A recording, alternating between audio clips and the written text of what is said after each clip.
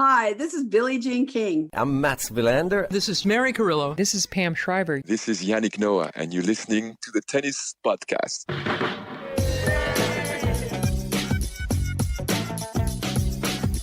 How you doing? Good.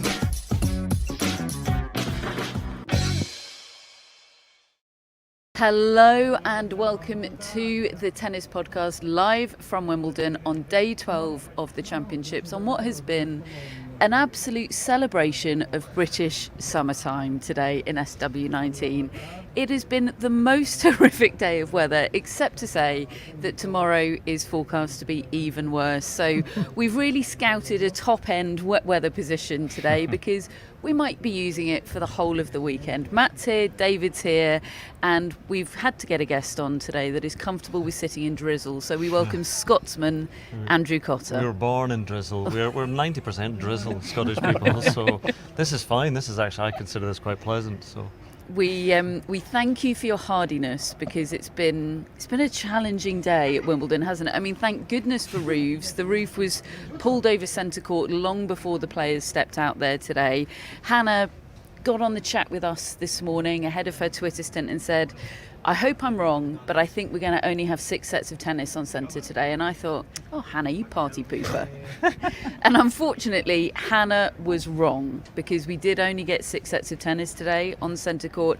It has set up what should be an incredible final between the top 2 seeds, Novak Djokovic and Carlos Alcaraz. But let's be frank, Andrew, those were not the semi-finals we quite hoped for. No, I mean, there have been quite... Can I say that this year's Championships on the men's side of things in particular has been short on classics? There have been a few, and I think Andy Murray Tsitsipas over a couple of days was not a classic, but just you want something to provide that drama and go 5 sets, dare we say it as well. It hasn't been that, but I think the first one, I mean the one I was commentating on was Djokovic doing his thing again, basically. And Sinner was very good in the third set, I thought, but no break points converted from 6 chances. That's you can't do that against Djokovic. So, inevitable, I think, in terms of those 2 winners coming through. But yes, I didn't think it would be 2 straight sets. I thought somebody would take a set or 2. Andrew, I don't know if you saw the show with Pam last night, but you can really say whatever you want. I did see it. Can I say that? What?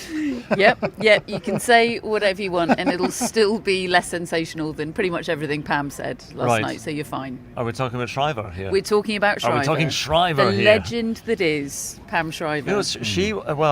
It doesn't surprise me. When I started doing strange dog things on the internet, and again, if you don't know about that sounds weird, but when I started doing that, so the first couple of tweets I put out where I commentated on my dogs and they went super mad, Pam Shriver replied to one with a video of her dog doing something to her cat. Yes. And other people weighing in going, Pam! If you can imagine, if you can't see me, I'm putting my hand on my hip, Pam, shaking a head emoji. So yes, I can imagine it was quite a good chat. Yeah, we've seen live scenes of Pam's dog doing things to Pam's cat. I mean, the cats seem to be just suffering it. It's fine. This is just occupational hazard. We've had things done to us by Pam's dog. Oh, Pam's dog, Pam Shriver's dog. It's going in directions, isn't it? Well, look, I was hoping we'd get onto dogs nice and early in the show. Yeah. I just didn't think we'd get there on this path necessarily. Matt, do you have anything coherent to say about any of our semi-finals today? Well, it struck me during the day actually that we had all the right players but in the wrong order. Because I think Jannik Sinner versus Carlos Alcaraz has proved to be a great matchup in the past, and Daniil Medvedev versus Novak Djokovic has proved to be a great matchup in the past. And I think we had a matchup problem in one of those semi-finals today. That was Carlos Alcaraz, Daniil Medvedev. I'm sure we'll get on to that.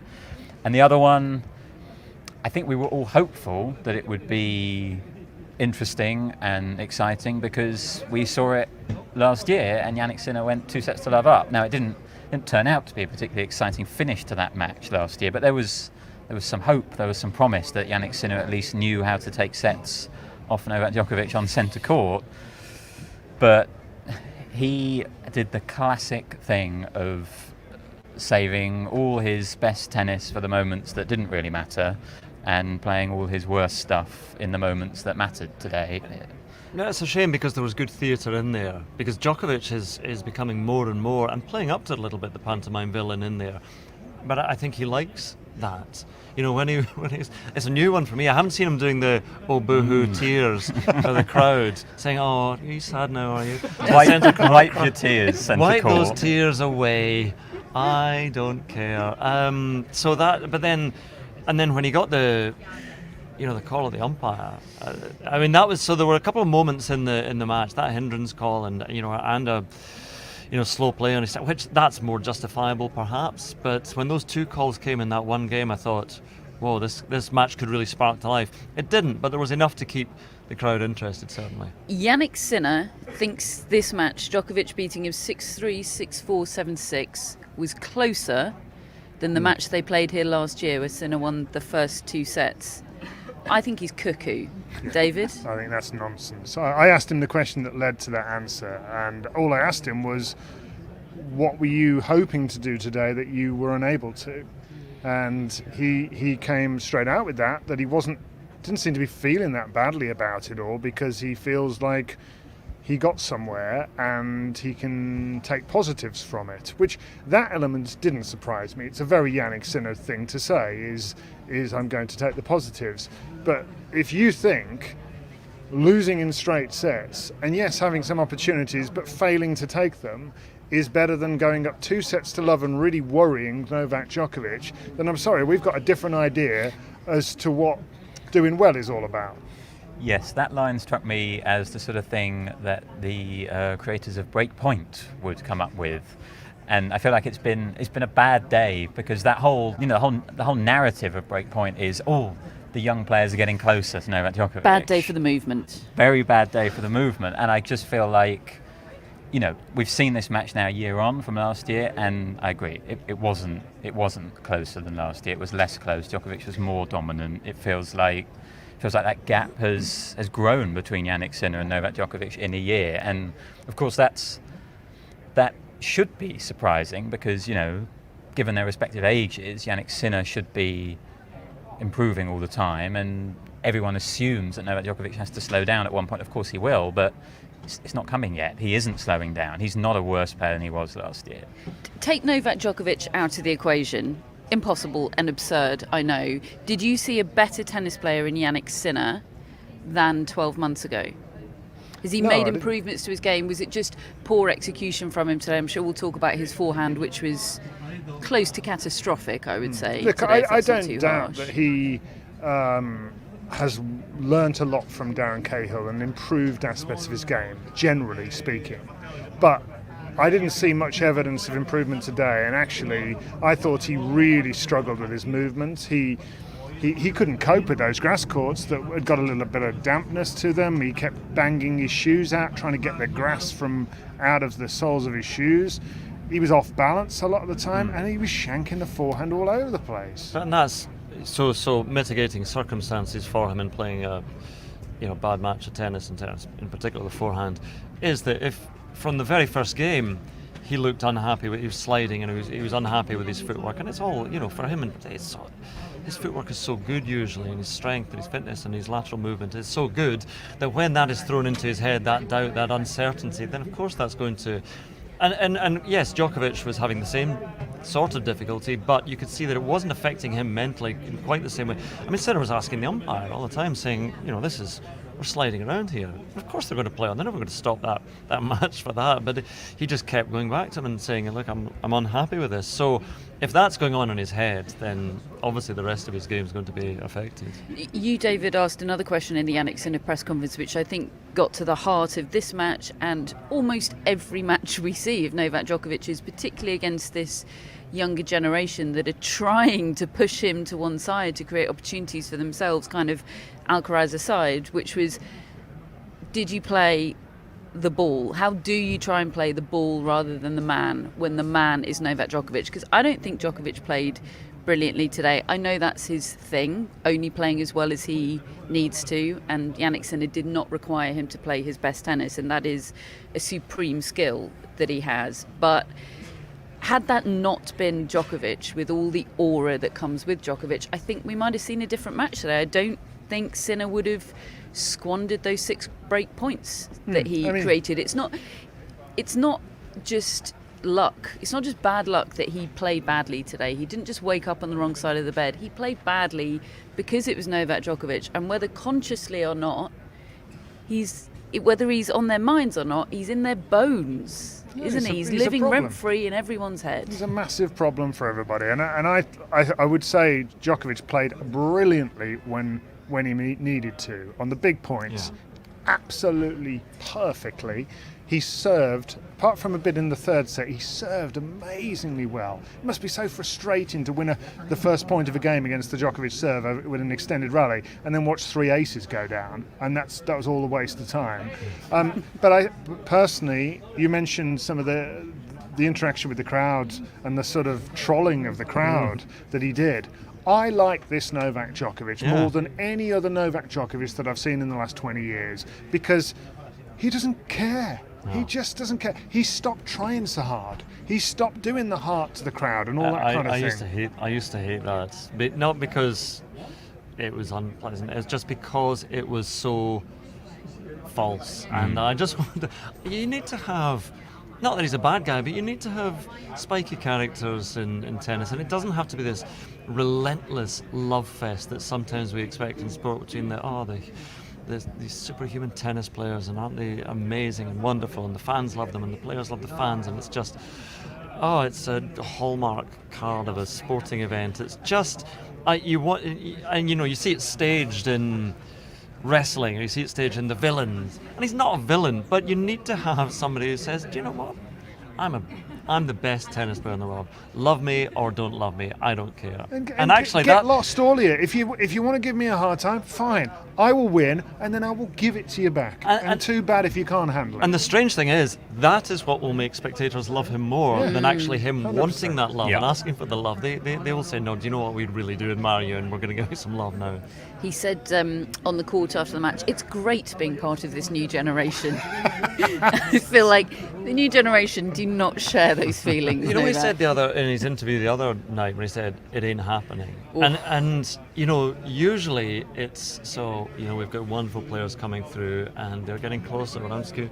That was really alpha dog boss. It was, as I said, living rent free in their heads.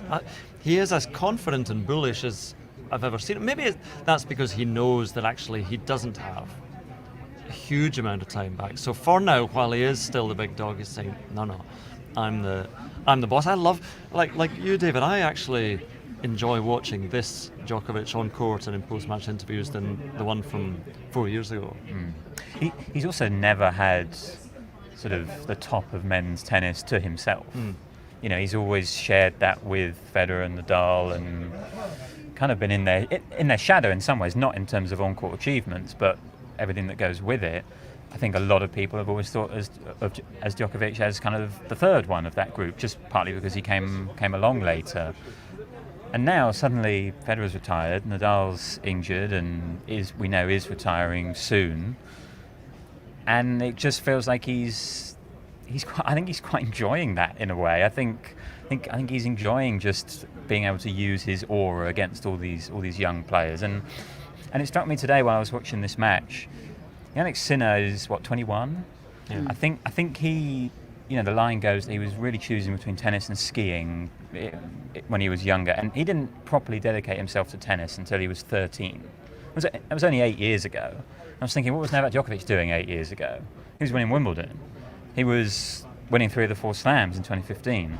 So he's just got so much more experience than Jannik Sinner, and doesn't appear to have lost anything physically, or if he has, he's able to compensate for it.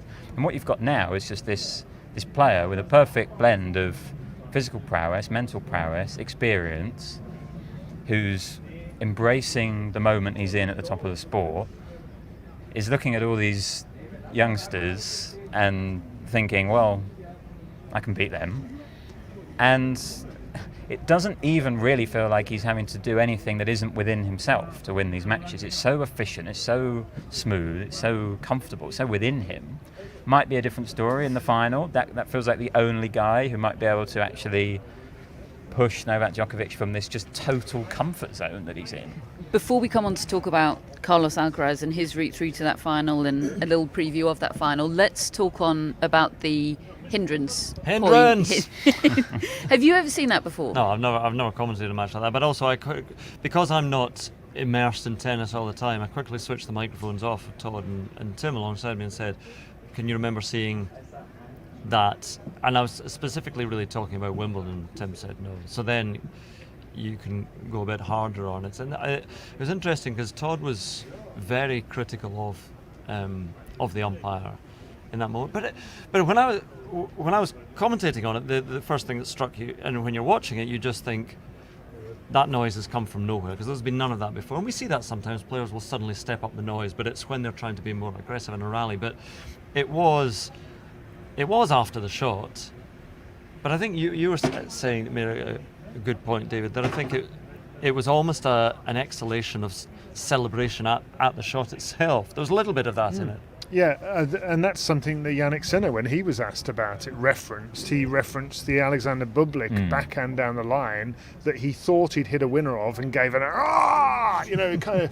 I remember Agassi doing it 30 years ago, and I used to love that when they really rip one and they know they've absolutely caught it perfectly, and it will be a winner, and it's an exclamation. And it seamlessly moves into the cheers of the crowd, and it's carried away. It's just it's brilliant. But it was, but it immediately felt, I don't know, when an umpire does something like that, it's as if they're waiting for something like that to happen. Say, I'm going to stamp my authority on this match, which I don't know. I think umpires by and large are probably a bit like commentators. Or you don't want to be noticed. You want to do things nicely and professionally, but if they're talking about you at the end of the match, then it's probably because you've done something wrong. And I think it was Todd Woodbridge that said in your commentary that he had the feeling that the umpire had been waiting to do that.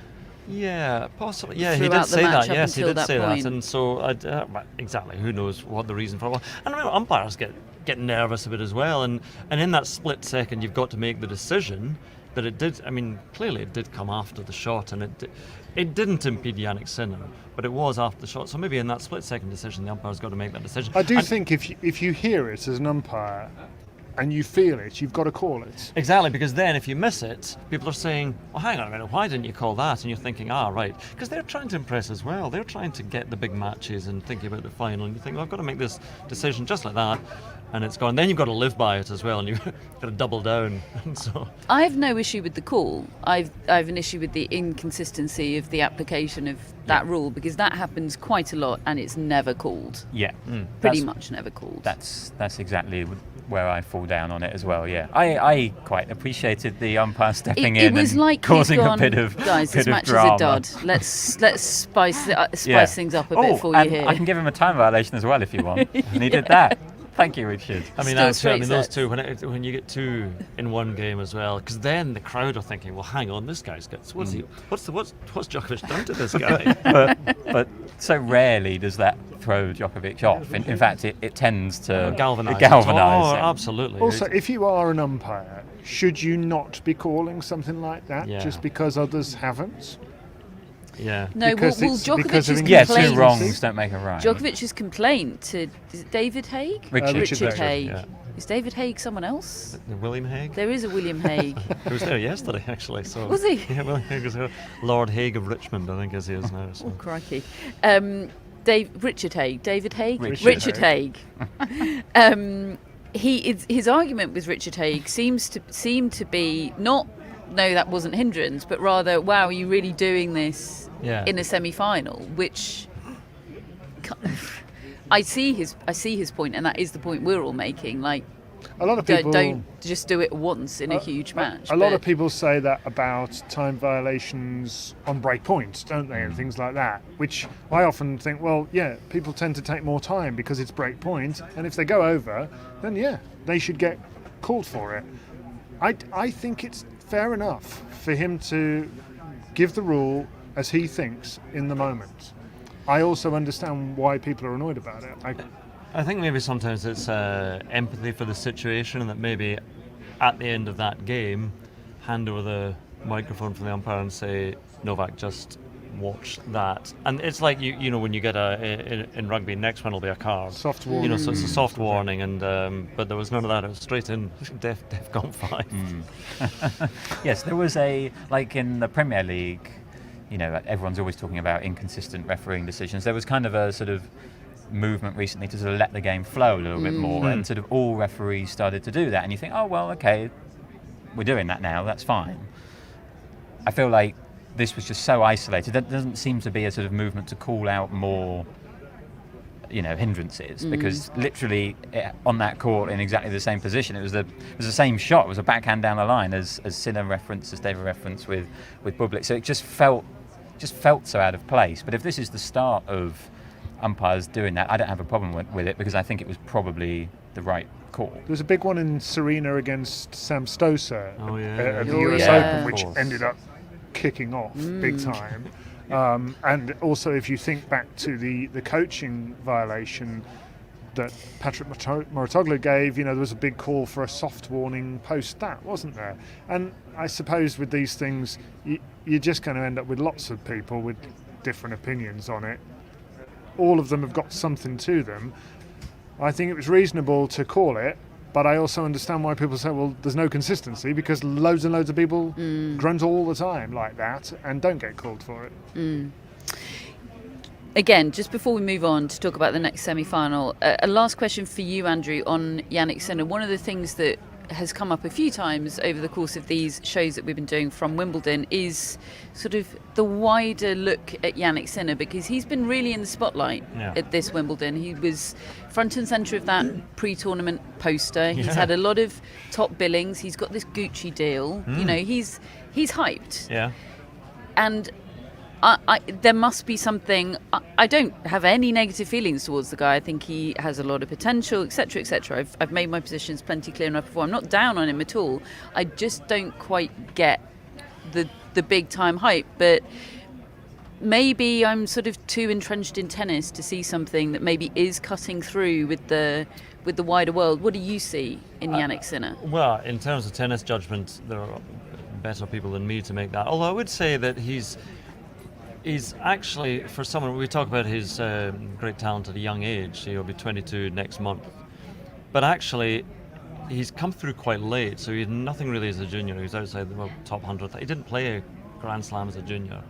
So he's actually achieving quite a lot quite young. To have been to the quarterfinals of all the slams, now the semi-final at Wimbledon, then actually probably is worthy of a bit of hype. But the other thing is as well that probably gets them is that he's slightly different in terms of his background or where he's from the Alps and the Dolomites up there in the Südtirol. I mean, Andreas Seppi was from the same region, but that he looks slightly different. I don't know what might be the particular hook, because he just has a very, very good all-round game. There's nothing particularly dramatic or about his game, and he's not a particularly outgoing personality. So I'm not sure, but obviously other people see quite a lot in him. We're desperate, yeah. There's not many to get your teeth into, but is there? Are we though? There's Alcaraz. No, but I think, and he's getting plenty of bandwidth, isn't he? Plenty. But there's not many others. Yeah. But how long now have people been saying, where is the next wave to replace the big three?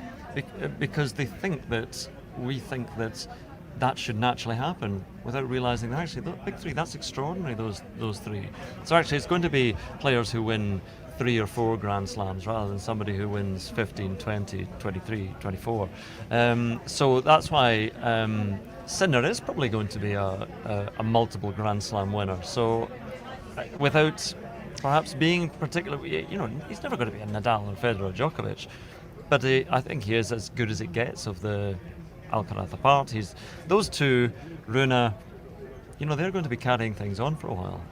Yeah, I mean, Alcaraz can't win every Grand Slam for the next 15 years, right? There will be the odd one. Djokovic will still maybe. be most of them. Djokovic is 51. Still be part of the next generation. These youngsters aren't getting me, he says. How many generations do we think Djokovic has spanned?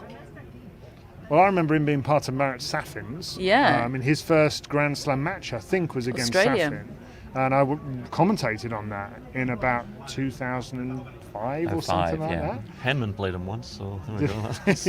Yeah, and Rysedzki lost to him at a Davis Cup, I remember, in Glasgow.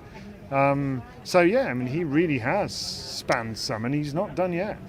And in terms of the sort of players that everyone always thought would maybe push those top players out, you've got, he saw off Burdick and Tsonga and Ferrer. How long ago does Burdick feel? He saw off Raonic, Nishikori and Dimitrov.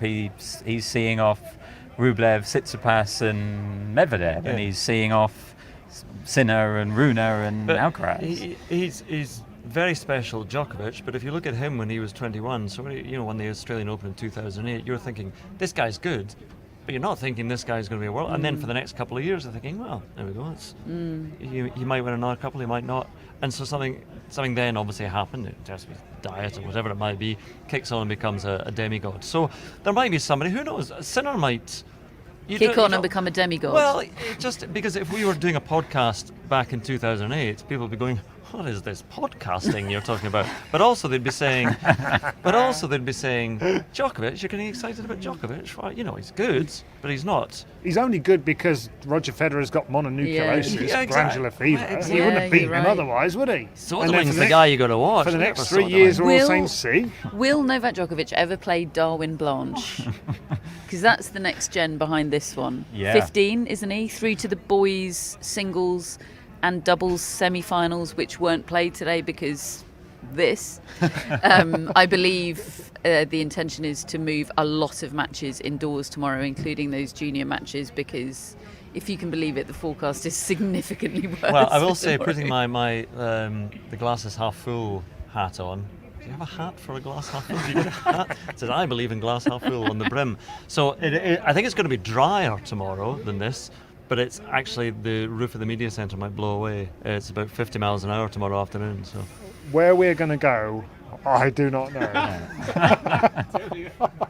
We're in big trouble.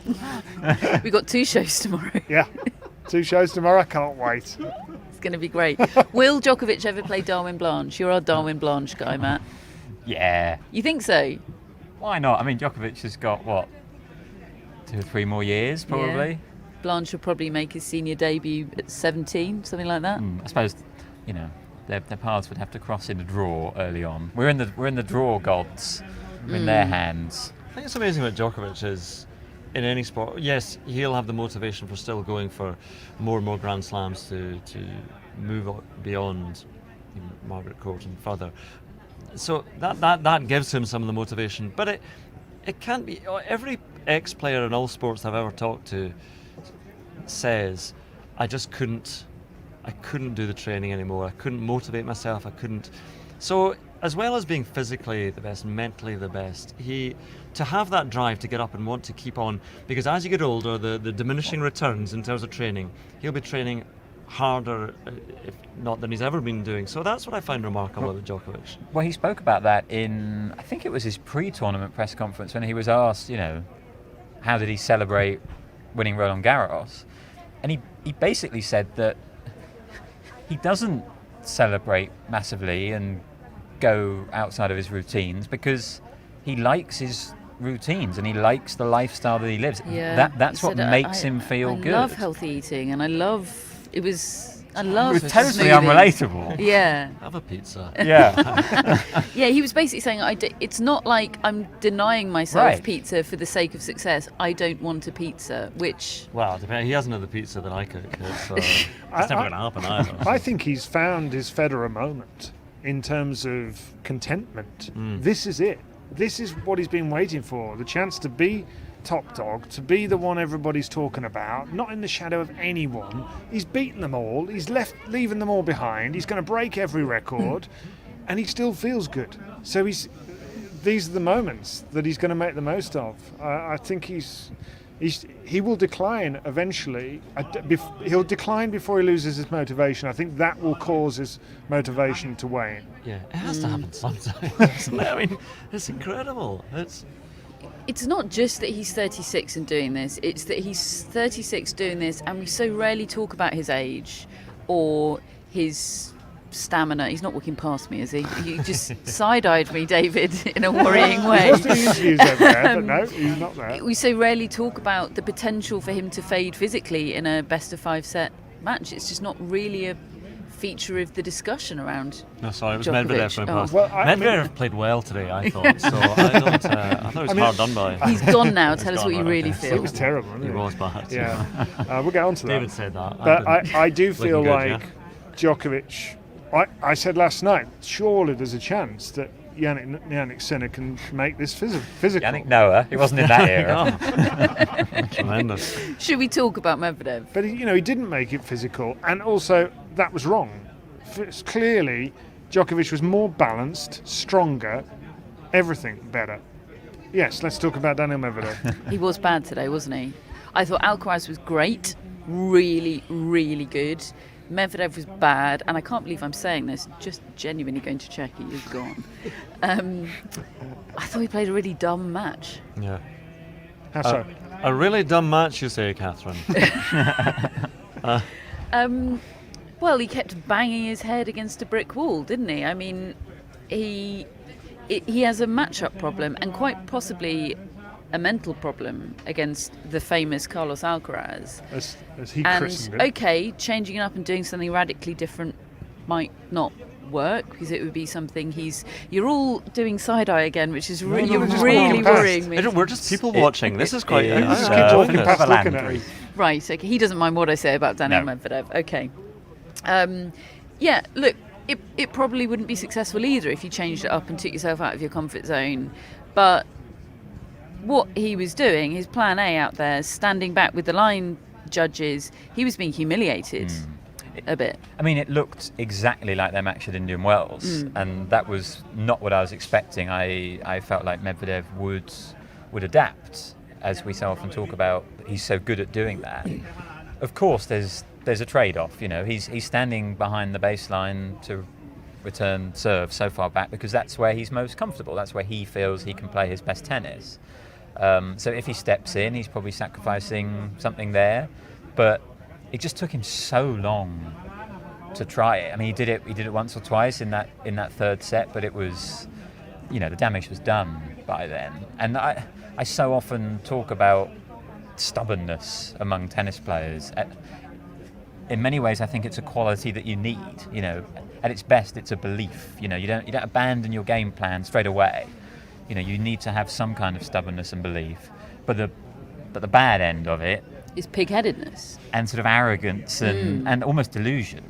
And I think we strayed into that territory today for Medvedev. It was a bit embarrassing actually how easily Alcaraz was just making plays. And I think just a stat on that, Alcaraz served volleyd with a drop volley 12 times in the first two sets and won 11 of those points. It was just an easy And play a lot for of him. the time, the volleys weren't that great because they didn't need to be. He had the whole court to play with because Medvedev was out of shots. Yeah, I thought from what I saw of it that Alcaraz played a bit like Djokovic in terms of just opening up the court and playing percentage plays in a spectacular, running incredibly fast, hitting incredibly hard kind of way. But it was the sort of thing that Djokovic does to people, to just open them up. And I mean, they're so far and away the best two players in the world. And There is a gap, isn't there? yeah, It's- and that's why it's good that they are meeting in the final, because it does feel like there is some jeopardy. Is this your first tournament commentating on Carlos Alcaraz, Andrew? Queens. No, I did. Sorry, this is where I get some criticism because I go full Alcaraz and people go, what's going on? This guy's an El Dorado or something like that. You do you, Andrew. But I do. But you do you. You be you. No, but anyway. So yes, I did him. I'm going to call him now. I did him against. I did him against Sinner last year. Right. And then Queens this year. And how changed and improved do you find him 12 months on? You can see he's always big, but he's so powerful now as well, and that makes a big difference. He's an absolute bull of a young man, and I think on the grass, if it were to go to 5 sets, I wouldn't have any worries about him against Djokovic. But again, it's just and learning the composure. You all know it's about having been there and done it now in slams in the past year. that he will have just that little bit more composure on the big points, the confidence that is born of knowing you can do it because you've done it before. So I think this will, fingers crossed. I've said it ahead of a couple of matches this year. Wow, do you know what? This is going to be a classic, and it's not been a classic. So, but I think this final could well be, because it's so clearly, if ever there was an epitome of Djokovic against the younger generation, this is it, because this is the flag bearer for the younger generation. Alcaraz is better than Sinner, he's better than Rune by a distance at the moment. And so if Djokovic wants to say, hey, the young generation's coming after me, it ain't happening, it might on Sunday. Who thinks it's happening on Sunday? Happening as in Alcaraz winning? No, I can't predict that. I'm still having a think. I don't think it will, but I'd love to see him. I'd love to see Djokovic worried for just a moment and see if that just. He's been there before in terms of being stressed in matches, and he's been fine, obviously. But the thing is, we saw that second set in Paris when they played. Alcaraz worried Djokovic. Yeah. It was a fantastic set of tennis. We were so hyped for the rest of it. We know what happened. You went out for a snack break. You came back. And it was over. Alcaraz couldn't walk anymore. So did I win you over into a TH for the Z there? Did I thought I heard you say Alcaraz. No, did I? Oh, It was subliminal. Was so. it? I know. I'm slowly trying to win everyone over, but it's not happening. So, I'd just like to see Djokovic stressed, and I don't mean any. I just think and the championship on the men's side of things needs, a cracking final. I want to see his limits tested. I want to know where those limits are. Age 36, Novak Djokovic, where he is right now. I suspect they're, way up in space, but I want to find that out. Oh dear, David. Is it? Is it? Not as hardy as your Scottish colleague over here, David. At the edge of the roof is saving me. I think that if Alcaraz shows up, it's going to be a classic. That's what I think. He's going to show up, isn't he? It's not going to be Paris again. I do not think that Djokovic beats him easily if he shows up. I agree. And therefore I will wait to decide who I think is going to win after another 24 hours. Okay, we have 3 shows between now and I can the change men's my final. mind 3 times in that If period. you could make some predictions at some point during those 3 I'll shows, get that would there. be great. And there's also a newsletter as match well. point and then do you know what? I think he's probably got this one. He's going to show up. Then we're in for a treat. Yeah. Yeah. I'm wary of saying too much because last time I did, I got clipped and everyone was blaming me for Alcaraz Djokovic being crap after I'd said it wouldn't be. But it wasn't. But we've been talking about that match happening for 13 short, but it months. wasn't crap. There were 2 really good sets there. There were. Yeah. And then he crapped. The ending was crap, Yeah. but the first 2 sets were awesome. People forget the first 2 sets too easily in that. And look, something happened to him there, and it might happen again. I don't think it will. I think he will be all right this time. But I do think Djokovic has the type of game that can just make him run in the wrong direction sometimes. As quick as he is, as roadrunner-like as he is, Djokovic has this ability to just change the direction in a way that nobody else can. And Alcaraz can pick it against everybody else. He can't pick it yet against Djokovic, so he ends up relying on his speed to get himself back into position. And I feel like maybe he might be able to read it a bit better having faced it again. And I don't think he cramps. I just don't see that happening. I think he'll be competitive all the way through this time. A couple of other results to bring you from today before we move on to chat about the women's final tomorrow and dogs. Obviously, I've left a good portion of the show for dogs. We had a win for Storm Hunter, Annelies Mertens. I've written here. Past me was really on fire, stormed their way into the women's doubles final.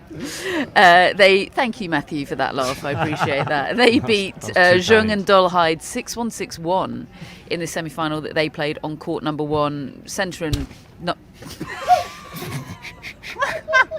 Oops.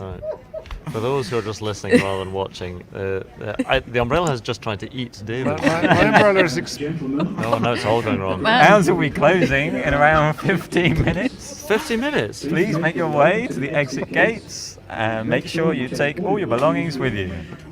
We hope you've enjoyed your day here at Wimbledon, and we wish you a pleasant and safe journey home. Thank you. Nailed it. Also, Thanks a for lot of covering. people have not enjoyed their day here at Wimbledon today. Sorry, was that 15 minutes it's closing? Yeah. Yes. Oh, yeah, We'll be all right. right for the people who've come along and watched and Yes. seen very little. That's for people today, that spent the day on the hill. Yeah. I mean, Those hardy folk are now being Yeah. kicked out There was unceremoniously. an announcement. I don't think there's any left. There was an announcement from the referee's office about the weather about 5:45 as they cancelled all matches on the outside courts, and it says the outlook does not look good. just in general in the world. And I thought, yep, that's the same for Jannik Sinner and Daniil Medvedev as well. Lots of bad-looking outlooks today. David, are you okay before I'm we fine. press on? Yeah, it's just the. Just it's an umbrella injury. It's just my. Catherine sort of managed that for a ego. whole hour All the right, other Nat, day, there's no need David. to make it worse, is there? I mean, What was I I'm saying? getting wet. Storm and Hunter and it's Elisa broken. Mertens will play Shea Su Wei and Barbora Strycova in the women's doubles final. They beat Marie Buzkova and Saras Ribes Tormo today 6-4, 6-1. Shea and Strycova, the 2019 champions, of course, and Strycova's come back from retirement to play a victory lap this year on tour. So this will be her last Wimbledon, and she's into the finals. That's an incredible story. And it could be an actual victory lap. Yeah, great story. And we have one woman through to the women's wheelchair singles final. That is Jiska Griffin. Still working on that. She beat Yui Kimiji 6-3, 7-5 today. She awaits the winner of Dida de Groot and Aniek van Koot, who at last check was still playing over on court number 1. I think that will be the last completed match for today. As I say, lots on the schedule for tomorrow, lots of matches that were supposed to be played on outside courts today. Andrew says it's going to be dry, but just No, not dry. apocalyptically Showery. windy. It's not as wet as this. It's going to be sunshine and showers, but just incredibly windy tomorrow. So. And that you Feel can't shut the fantastic roof this for time. wind, so they'll. Oh, Well, I don't know. I think think they're so. pushing the boundaries of roof shuttery this year. I think there have been a couple of matches where they could easily have started, and then or they could have played. I think they've been quite conservative, quite erring on the side Right. of, Yeah. because I think they've been thinking we've got to get things done. So So we're expecting a women's final under the roof tomorrow. I think so. I think it will be not because of the wind, but I think it will be because there are quite a few showers coming through tomorrow. So it's just not relentless like today, apparently. What do we think is going to happen? David, you do have to give predictions. for France this one. Jabeur against Yes. Marketa Vondrousova. Yeah, your time has run out. I think it's on Jabeur's Yeah. time. This is it. It is, and it'd be a great story, and I think it'd be a deserving winner. And she's such a popular character as well, and I think it would be a very good winner for Wimbledon, for women's tennis. For it's not someone coming from the very same countries all the time and winning. And if we talk about spreading the game and spreading sport and giving women's sport a higher elevation, this is a story that would actually resonate a little bit more. It could only have resonated even more if it was Svitolina in the final, but on Jabeur I think would be a wonderful, especially after last year as well. I do like her personality. You commentated on her final last year, right? I did. I was, and so that's why I was a bit worried this year, because I saw in that final that she seemed to tighten up a little bit. It was there for her, and but again, hopefully that stands her in good stead, and she looked very, very good in the semi-final. So, we try not to have favourites when you're covering an event, and certainly I won't be commentating on it, so I can support a little bit. I'd like to see her win it. So. Sounds like exactly the sort of moment that Marketa Vondrousova might be able to. Just nip in and say, yeah, well, I don't care, whatever. Yeah. She's won their last two. Yeah, she's won their last Yeah. two this year. I mean, one of And- those and- was in Australia, and on Jabeur was not She wasn't fit to play. And Jabeur absolutely knew that head-to-head, didn't she? She brought it up in her on-court interview Yeah. after her victory over Sabalenka. The question was a generic, you playing Marketa Vondrousova in the final? She said, yeah, lost to her twice this year. So, and then she brought up revenge because The whole revenge narrative Well, is going very well She for makes you Jabeur. believe that that is a thing in her mind, and she's actually making good on it. There's not many that would reference that particular word. You know, most would say, "Oh, I want to win," but it's not about revenge. Well, she's absolutely going there straight away. But I just feel like game-wise, she's the one who can handle the stuff that Vondrousova will throw, the angles, the spins, the flights. And I think that Ons Jabeur has figured out how to harness her own game in the last, well, maybe even in the last couple of weeks. She's really cracked it, I think. Different styles against different players. She can try different ones to combat them, and I just feel like she's just finally figured it out. She's put the tricks largely away for the last two matches. Those two matches were against big power hitters, though. How much trickery do we expect to see against Vondrousova, who you called a sorcerer in commentary the other day, I did. David? Well, some of the stuff she was doing was amazing. I think that it'll be mostly reactive. I think the beauty of Ons Jabeur's ability is that she can use her hands and her know-how to react to whatever you're doing and make it worse for you. In the past, she's done it in a sort of decorative way. She's just wanted to go out there and show you everything she's got in the toolbox, and whether it's a good idea or not. And we all go, "Oh, wow, isn't she great to watch? Oh, she doesn't seem to go that far during tournaments." Well, that's not the case anymore, and I think she's right where she needs to be. Yeah, I think Jabeur. I think we won't, as Andrew said, you know, there was a tightening in that final last year. She feels ready for it now, but I don't think we really know until she gets back in that situation tomorrow. And she's just been very disciplined in the way she's played, and I think she'll respond, as David said, to Vondrousova's shot making. I think she'll use her own shot making to respond to that. But generally, I'm expecting less than if this match against Vondrousova had been a year ago. I think, you know, I would have just been sort of expecting drop shots on every rally from the pair of them. I think there'll be plenty, but I think Jabeur will try and play it a bit more on her terms, like she's managed to do. I wonder how many Tunisians there'll be here tomorrow. There was quite a lot last year, wasn't There there? were. And I would love for there to be a lot. I think there will be. Yeah. I think there will be. Yeah. There's a big Tunisian population in London. Of course, it's a case of, you know, getting tickets as well. But yeah, I hope That would be really special. Assuming she wins. If The, not, the weather is a factor. dreadful. I mean, I think last year a lot of people would have come on a grounds pass just to be here, Yes. to go on the hill, to Yeah, watch yeah. it, to sing. Yeah, it's a good It's point. just not going to be an option tomorrow, I don't think. get blown away on the hill Well, tomorrow. really, I that think sounds it of things. sounds horrendous. To be honest, what's coming tomorrow? Do join us tomorrow. It's going to be lovely. Well, it We will c- be. We don't know. Just to say, Vondrousova has been brilliant under the roof.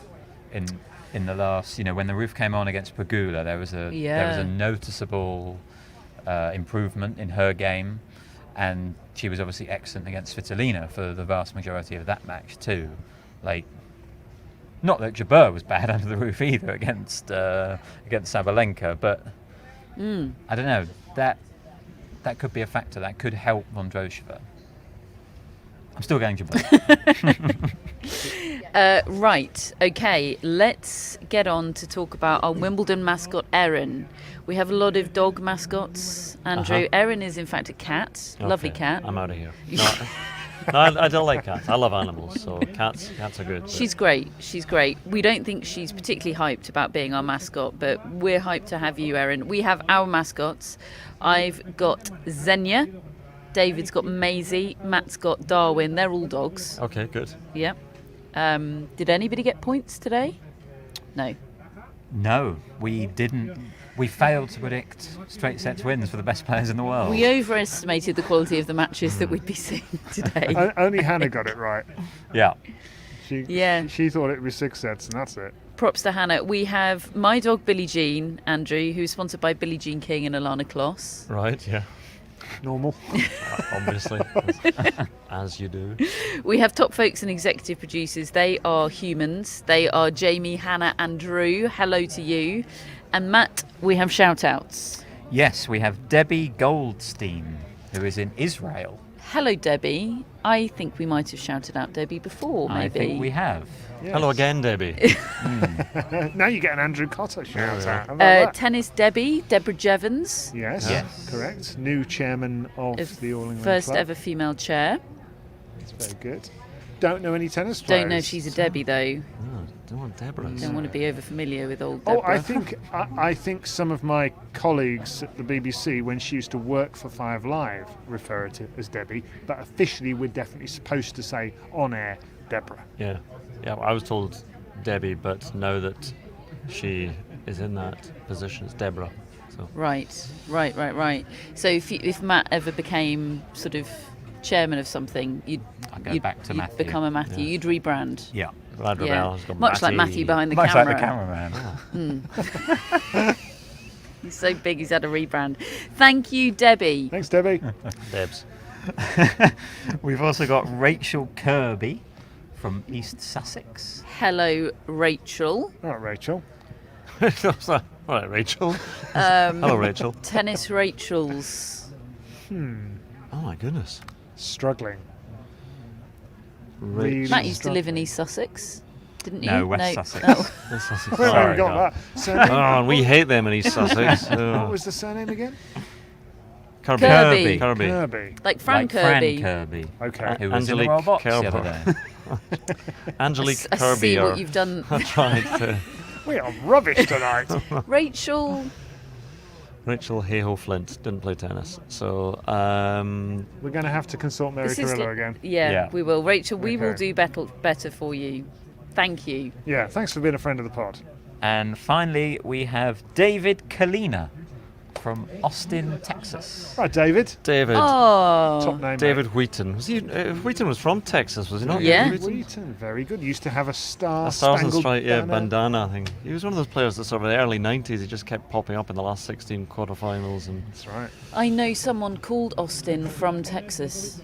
Austin from Texas. what, the group? It's tremendous. Oh, name dropper. I know Apparently, Charlene from Texas. according to the internet, the world's sexiest tennis influencer is called Rachel Stallman. Oh, That's right, what I got okay. when I googled tennis Rachel. Well, there we are. Excellent. The Oh, world's sexiest tennis Probably see influencer. her at events her I'm influencing. Is she a member of the tennis family? I don't know. Rachel, thank you very much. Who was from Austin, Texas? David. David. Sorry, David how could I Kalina. ever forget a David? Thank you very much. Lloyd Andrew, what's Felgate. ne- So I thought we're still doing David's. Both good shouts. what's Andrew's fitting in. what's next for you, Andrew? What is next for me? I am heading off to the Open Championship. So I think I'm probably done here because of our finals weekend. So. How many sports do you typically cover in a summer? Summer's busy because you go from Queen's to Wimbledon to the Open to generally an Olympics would there'll be Olympics or World Athletics Championships or European Athletics. It's World Athletics this year in Budapest next month, so it's just compartmentalised. Do your research during that event and then move on. So but yeah, no, I've enjoyed it again enormously. It's a tennis commentary on the TV is, of all the sort of commentaries I do, it's the most, you're thinking constantly just about little windows to nip into because you don't want to talk over the umpire, you don't want to talk too much. That's the thing which especially because I started off in radio commentary many, many years ago, and when you move from radio commentary on rugby or athletics to television, it's a very similar, it's still a full canvas of chat, whereas in tennis it's no, the umpire's a commentator, the crowd's a commentator, the score's there for you, the sound of the ball and the racket is everything, so you just rein it all back in. So that's why switching from sports to sports is sometimes a bit tricky, but after a day of adjustment I'll be there, I'll be fine. Which is your favourite sport and why is it tennis? Well, it's difficult to say on this tennis podcast what my favourite sport is, but to commentate on, they're all just very different. So I just love the challenges of doing them all. But I grew up in Troon, which is golf country. I did play tennis there in the tennis club in Troon, but talk about windy conditions. See, tomorrow I would have been fine playing tennis. You start your toss back there somewhere. You're and good it'll in the drift windy, forward with like Alcaraz. Yeah, exactly. You'll be challenging us all tomorrow. Master of the underarm serve. And who's going to win the Open? Tennis predictions, fine. Golf predictions are so much more difficult. Hang on, tennis predictions are a nightmare. No. So in the last 20 years they've been a lot easier. But if you were to predict in golf, you'd say 50, 60 players could win every week now because equipment has leveled things so much. The players can't separate. That's why what Tiger Woods did was just incredible. To win 15 is extraordinary. I didn't realise that at the time. I used to see him and Federer going toe to toe in the same kind of thing, and yeah. I didn't realise that what Tiger Woods was doing was probably more outlandish. Well, you're beating 150 players as opposed to beating. Yes, you are beating the field in tennis, but directly, you're winning 7 matches. So it's just it's. And I think because it's a one-on-one sport in tennis, you can, if you're better, you can dominate your opponent a bit. Whereas the variables, and you can't control what's happening quite so much in golf. You might get an unlucky draw morning and afternoon. The weather just changes totally. So, Tiger Woods is extraordinary. As I move on to golf chat at the end of the tennis podcast, but so I didn't answer your question about which one I prefer. I like them all equally. Very diplomatic. Like all my children, I love them. Thing is, I don't have any children. Which so I one can of your say dogs that. do you like the best? Oh, they're both just special, and I wish they were here with me. So. Well, that brings me to my very final question. How can we join forces, Andrew, to get more dogs in tennis? Well, I've done my bit this year with the search dogs, the explosive search dogs. So I think that was why there were 2 of them at the top of the program with Claire Balding, and today she got Flo and Bentley on with her. But she does Crufts, Claire, as well, doesn't she? So she was delighted to have that. So yeah, more dogs in tennis. So when you talk about the AI coming in, and in terms of, we might be automatically calling the lines as well, so the line judges go, ball boys and ball girls and ball gatherers, they're the next to go. Get dogs in, well-trained dogs, and they can just sit in the lines, and they would be beautiful at fetching those balls, although occasionally they'd run into the court and the umpire would shout, hindrance!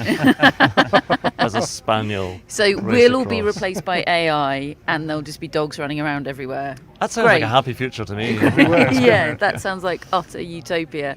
Andrew, thanks very much for joining us on the Tennis Podcast. David and Matt, thank you as well. But cheers. That's Thank you. You're a given. Thank you all for watching. Thank you to all of our shout out friends, our intro friends of the Tennis Podcast that keep this show on the road year round. Subscribe to the newsletter if you haven't already. It is free and it's excellent. Teaser for the stat today. Haven't done the stat yet, but King of the 90s It's going to be good. great. Rachel McCluskey used to play tennis in Troon Tennis Club. Well done. Does that count? Mic drop. We're going to take it.